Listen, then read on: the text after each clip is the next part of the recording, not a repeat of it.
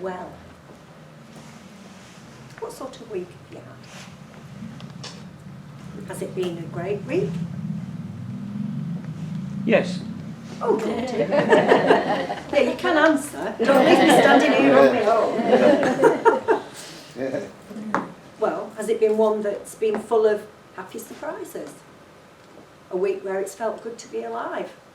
Or has it been a long, laborious week? Have there been challenges? Disappointments? A week when you've wondered, what is the point?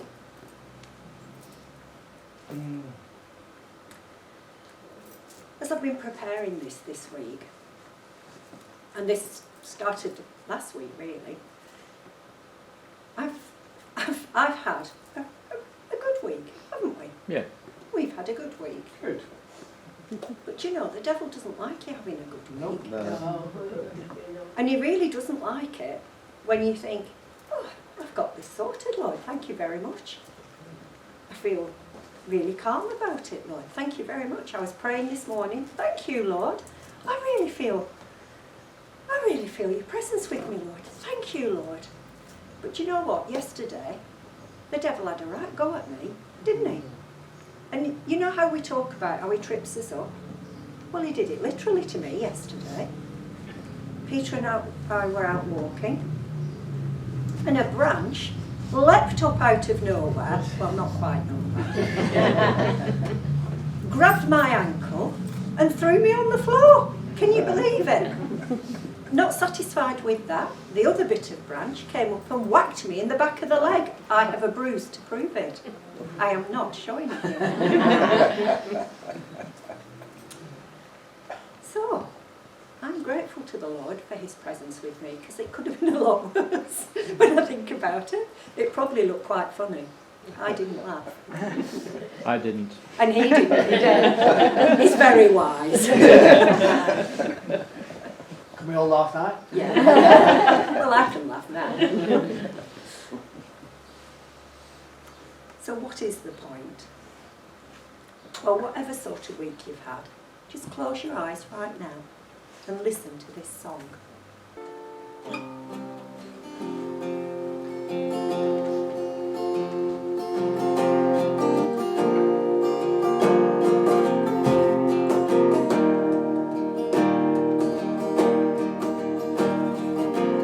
From the highest of heights to the depths of the sea,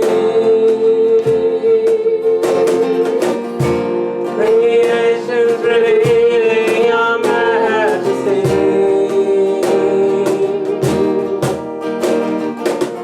From the colors of fall to the fragrance of breeze, every creature unique in the song that it sings, all exclaiming, indescribable, uncontainable. You place the stars in the sky and you know them by name. You are a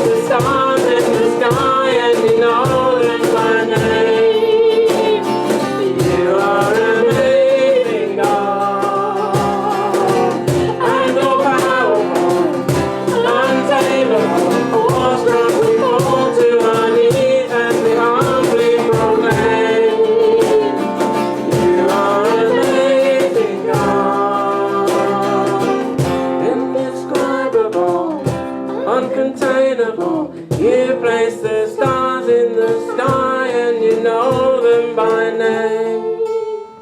You are amazing, God, incomparable, unchangeable. You see the depths of my heart and you love me the same.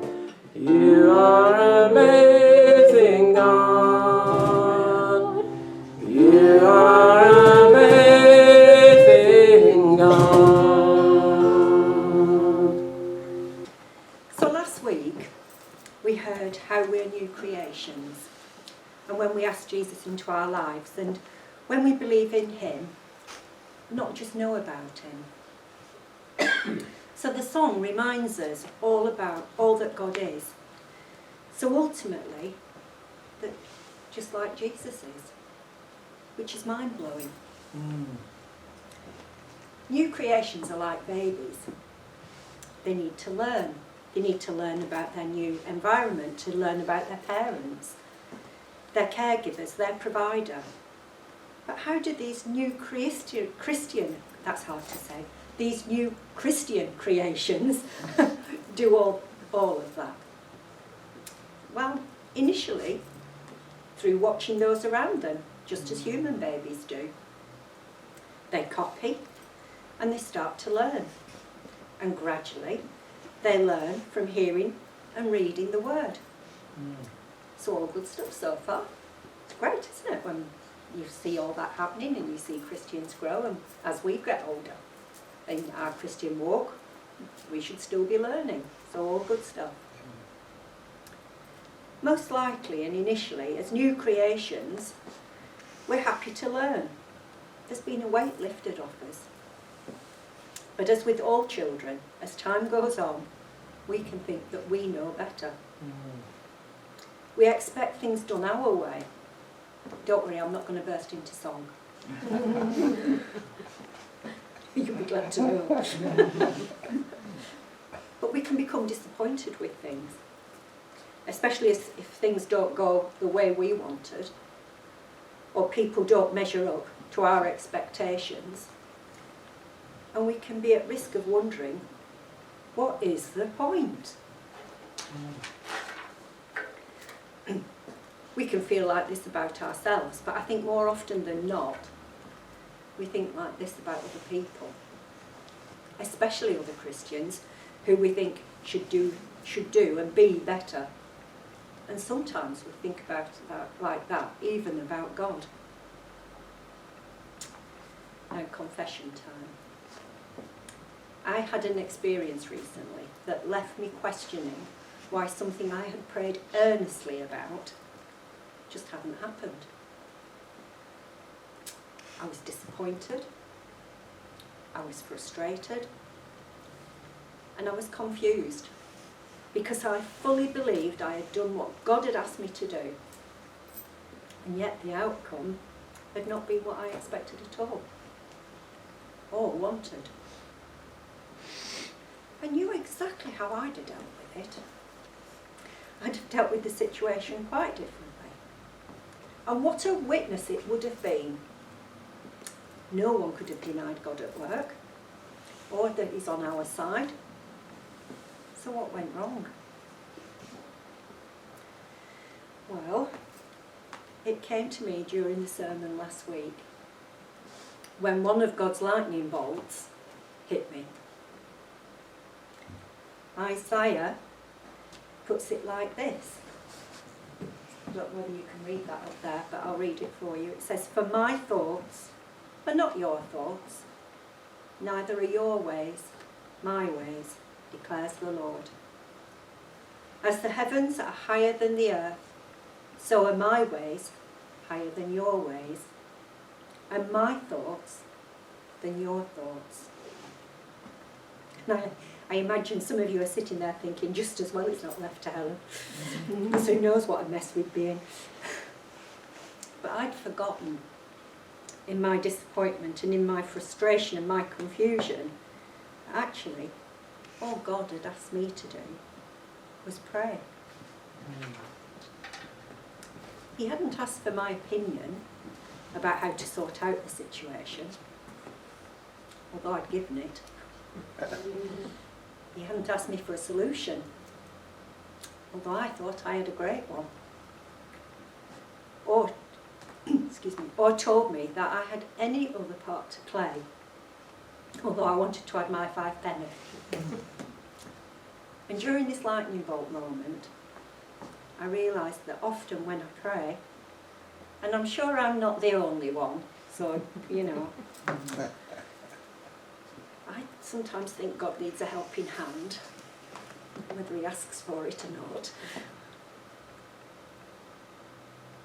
But I realised that when I pray, sometimes, and I'm sure, as I say, we all do it, we expect God to do it our way.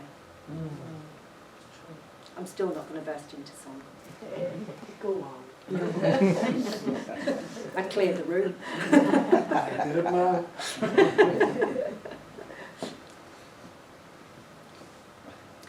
We sometimes expect God to rubber stamp our thoughts and ideas, don't we? We want him to rubber stamp it, because that way we'll always have a happy outcome, won't we? Well, certainly one we're happy with, that is. Yeah. I don't think any of us will prefer an outcome that looks more like discipline, or expect an outcome that will help us to learn from past mistakes. We forget that Isaiah reminds us God's thoughts and ways are very different to ours. Always loving, always merciful, but not always delivered how we might expect them. Now, as a new creation, not understanding this is okay, isn't it? But is it really okay for a not so new creation? Well, I'll let you think about that and answer that in your own time. But don't judge me too harshly on that. Remember, our God is a God of mercy. So let your judgments be the same. So I want you to close your eyes again and listen to this song.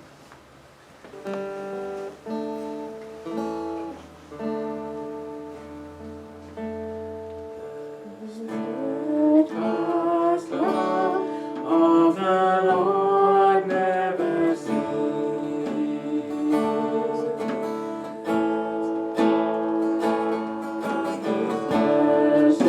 His mercies never come to an end.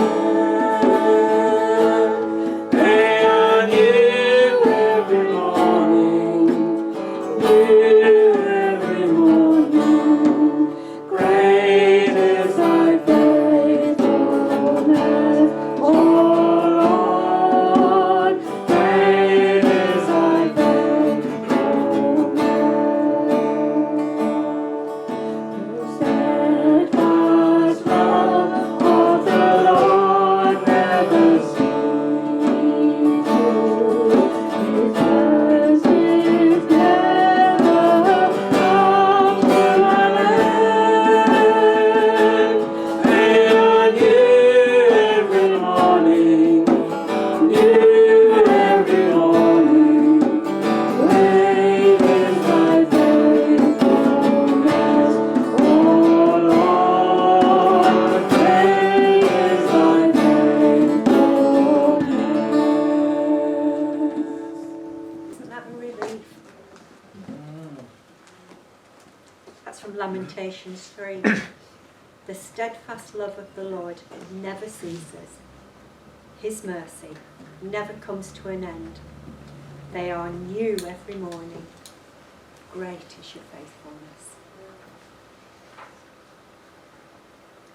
Peter reminds us, the Apostle Peter that is, that all of us are susceptible and vulnerable to the devil's schemes.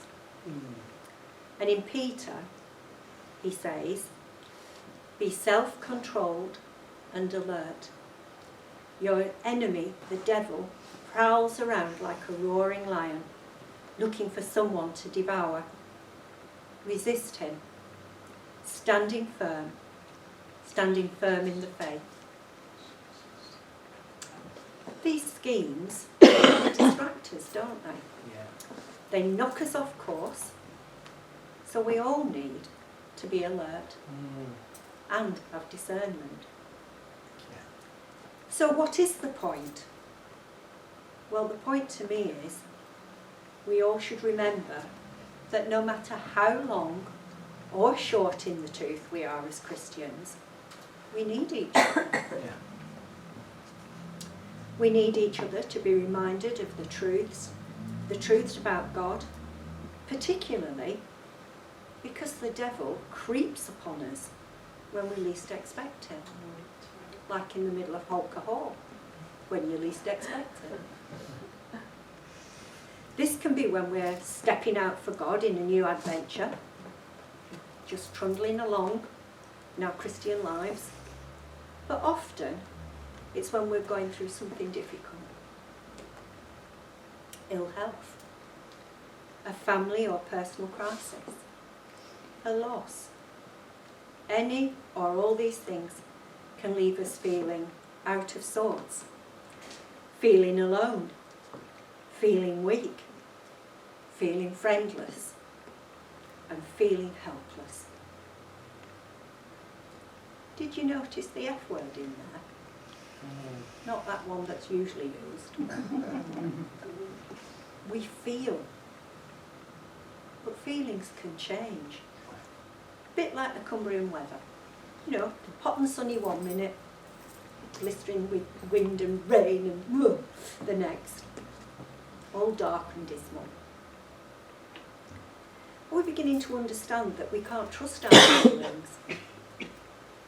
It's at those times that we need each other to watch our backs, lift our shields, to speak truth into a situation and remind us of who we are in God. Yes.